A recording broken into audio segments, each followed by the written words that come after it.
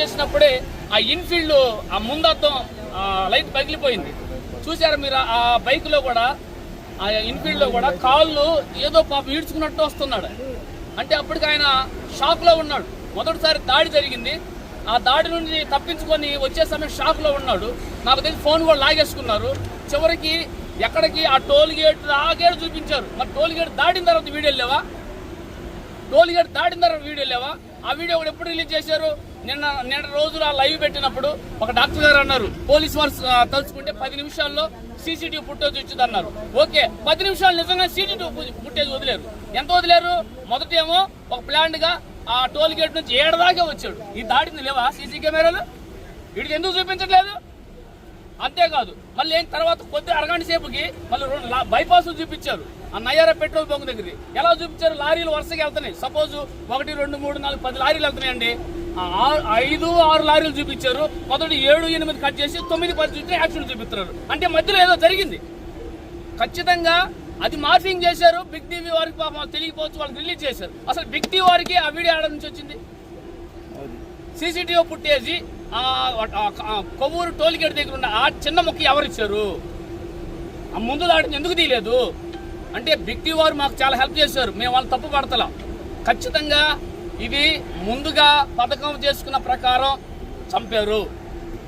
ఇది ఒకవేళ ఆ పోస్ట్ మార్టం రిపోర్టు కనుక ఉన్న వాస్తవాల ప్రకారం రాకపోతే 15 రోజుల తర్వాత అయినా సరే మేము రీపోస్ట్ మార్టం హైకోర్టుకి వెళ్ళి తెచ్చుకుంటాం.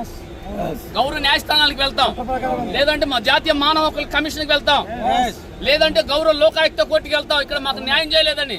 కానీ ప్రతి న్యాయస్థానం తలుపు దడతాం. చంపినోడెవడో బయటికి రావాలి, చంపినోడెవడో బయటికి రావాలి. ఈ మతోన్మాదకు ఊరకొక్కలు కరుణాకర్ గాడు, రాధా మనోహర్ దాస్ గాడు, లలిత్ కుమార్ అనేవాడు, ఇంకొకటి రోడ్లు ఎమ్మడి తిరిగేది ఒకటి ఉంది. వీళ్ళందరూ ఏం పోస్టులు పెట్టారు? ఏమండి వీళ్ళు మనిషి జన్మ ఎత్తిన వాళ్ళేనా? వాళ్ళ మనుషులకు పుట్టిన వాళ్ళేనా? వాళ్ళు చనిపోతే ఎగతాళిక పోస్టులు పెట్టారు, ఎగతాళిక పోస్టులు పెట్టారు. ఒరే మతోన్మాద ఊరకొక్కలారా, ఒక్కను చంపితే 1000 మంది లెగుస్తుందిరా క్రైస్తవులారా, ఎదవాళ్ళారా. మీరు మొరగటానికి వెనక ఎవడో కావాలరా మీకు? మేము అరవటానికి క్రీస్తు చాలరా? తమ్మున్న గ్రంథంరా బైబుల్. రే మీరు చంపుతారని తెలిసి కూడా బయటికి తిరిగి తెలియదంట మా మొగతనం, మా దమ్మున్నతనం. పగడాల ప్రవీణ్ గారు ఒక్కడే వచ్చారంటే ఏందో తెలుసా? క్రీస్తురా దమ్మ. పైన చూసి రావాలరా. నీ వెనక ఎవడో ఉంటే రావు, నువ్వు మగవాడు అప్పుడు గుర్తవుతావురా. మేము భర్త మగవాళ్ళమే. బాప్తిజం పొందిన తర్వాత నా కొరకు చస్తే క్రీస్తు కొరకు, బ్రతికితే క్రీస్తు కొరకరా. నీలాంటి లుచ్చాగాళ్ళు మాత్రం చట్టపరంగా ఏరి చేస్తాం. ఇది ఆరంభంరా, ఇది ఆరంభం. పగడాల ప్రవీణ్ గారి హతసాక్ష్య మరణం మమ్మల్ని అందరం ఐక్యతలో తెచ్చింది. మంట మండుతుంది.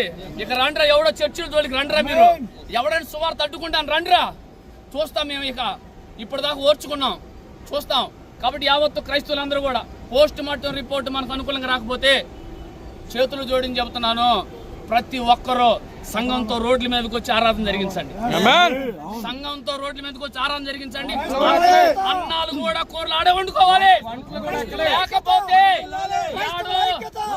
ఏడో ఆరంభమైంది ఆ మతోన్మాద ఊర కుక్కలు ఈ రోజు ఈ రాష్ట్రంలోకి దొరబడి మా ఊళ్ళని చంపారంటే ఇక మనం మేలుకోకపోతే లాభం లేదు. ఖచ్చితంగా మేలుకోవాలి. పిరిగితనం వదిలించిపెట్టండి. ఫెలోషిప్లకి, డినామినేషన్ ఎచ్చులు బడాయికి పక్కన పెట్టి రండి. ఎన్నో సంవత్సరాలుగా క్రిస్టియన్ జాయింట్ యాక్షన్ కమిటీ సీజేసి చెబుతుంది, జరగబోయేది చెప్పింది.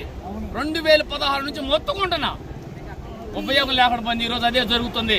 కాబట్టి విఘ్నులైన వారులారా, ఈ విషయంలో మనం ప్రార్థన చేయటమే కాదు, ఒక పక్క చట్టం అనే కత్తి పట్టుకోవాలి, మందిరం కట్టడానికి క్రీస్తు అనే రాయిని పట్టుకోవాలి. ఈరోజు ఇది చేయకపోతే లాభం లేదు. ఈరోజు ఆయన్ని చంపారు, ఇంకోటి చంపుతారు. వాళ్ళే చంపుతారని మనం భయపడతాం కాదు. మన జనన మరణాలు యేసు చేతిలో ఉన్నాయి. ఆయన అనుమతి లేని ఎవడు మన తల వెంట్రుకలు ఒకటి కూడా లాగలేడు, ఏమి చేయలేడు. కాబట్టి మనం అందరం ముందుకు సాగాలని కోరుతూ, త్వరలో పోస్ట్ మార్టం రిపోర్ట్ కూడా త్వరలో బయట పెట్టాలి, తెలియాలి. గౌరవ పోలీసు వారు ఆయన ఎక్కడి నుంచి ఆరంభమయ్యారో, ఎప్పుడు చనిపోయాడు, అన్ని సీసీటీవీ ఫుటేజ్లు తేవాలి. మాకు ఆ సీసీటీవీ ఫుటేజ్లో కూడా అనుమానం ఉంది. మీరు రిలీజ్ చేయకపోయినా మేము కొద్దిగా గొప్ప ఆలోచన చేసేవాళ్ళమేమో. మీరు సీసీటీవీ ఫుటేజ్ రిలీజ్ చేసిన తర్వాత మా అనుమానం మరింత బలమైపోయింది, మా అనుమానం పెరిగింది. ఆ ఒక్క మొక్క ఎందుకు చూపిస్తున్నారు? ఆ టోల్ గేట్ దాటిన తర్వాతే చంపారు ఆ యదవులు. వాళ్ళు ఏం చేశారు తెలుసా? ఇటు వెళ్తే సీసీటీవీ ఫుటేజ్లు పడతారని చెప్పేసి సైడ్గా వెళ్ళిపోయి ఉంటారు వాళ్ళు, ముందుకు కాపే చంపారు ఇది. కాబట్టి ఫెలోషిప్లకు అతీతంగా, మినిస్ట్రీలకు అతీతంగా, డినామినేషన్లకు అతీతంగా యేసుని ప్రేమించే ప్రతి ఒక్కడు భారతీయుడు అనేవాడు, తెలుగు రోషం ఉండేవాడు అందరూ కూడా ఐక్యతకు వచ్చి మతోన్మాదను ఎదుర్కొనే విధంగా ముందుకు సాగుదాం. త్వరలోని కార్యాచరణ అందరితో కలిసి చేస్తామని కూడా, ఇంకా పోస్ట్ మార్టం రిపోర్ట్ మన చేతికి రాలేదు, అది వాళ్ళు వచ్చినప్పుడు చెప్పరు. ఎందుకంటే మనం ఆవేశాలు ఉన్నాం. ఒకవేళ నిజంగా మర్డర్ అన్నాం అనుకో, రాష్ట్రం తగిలబడిపోయింది, ఇక రాష్ట్రం యుద్ధం తగలబడింది. కాబట్టి కొద్దిగా ఈ కోప ఆవేశం తగ్గించడానికి టైం తీసుకుంటారు, వెయిట్ చేద్దాం. దీన్ని ఇంతటితో వదలమాకండి. ఏదో పొంగినట్టు ఆయన చంపారు వచ్చేమని కాదు. ఈ రోషం పౌరుషం చనిపోయేంత వరకు ఎక్కడ జరిగిన ప్రతి క్రైస్తవులు స్పందించకపోతే వాళ్ళు క్రీస్తుని సిలువేసిన వాళ్ళే. మేము ప్రాణాలు తెగించి ముందుకు వస్తున్నప్పుడు ప్రార్థన చేయటమే కాదు, వచ్చేవాళ్ళు ముందుకు కూడా రావాలి.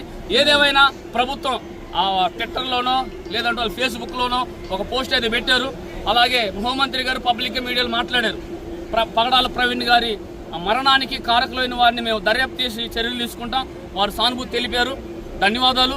మీ మీద మాకు నమ్మకం ఉందని తెలియజేస్తూ ఆ మాట నిలబెట్టుకోవాలని కూడా, ఎందుకంటే వీడియోలు బహిరంగంగా ఉన్నాయి, ఆ వీడియోలో మాకు ఆధారాలు ఉంటాయి. కానీ మాకు నమ్మకం ఉంది ముఖ్యమంత్రి గారి మీద, చంద్రబాబు నాయుడు గారి మీద నమ్మకం ఉంది. ఇంకా మిగతా వాళ్ళ మీద మాకు నమ్మకం లేదు, మీ మీద నమ్మకం ఉంది. లోకేష్ గారు మీరు పెట్టారు, హోంమంత్రి గారు నమ్మకం ఉంది. చేయండి, న్యాయం చేయండి. ఈ రుణాన్ని నిలుచుకోండి, క్రైస్తవుల రుణాన్ని నిలుచుకోండి, దీవించబడతారు. క్రైస్తవుల ఐక్యత, మతోన్మాదం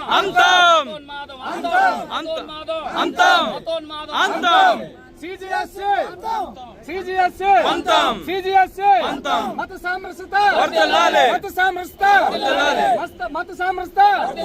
జై భారత్, జై భారత్, జై జై భారత్, జై భారత్, జై భారత్, జై రాజ్యాంగం, జై రాజ్యాంగం. అందరికీ వందనాలు.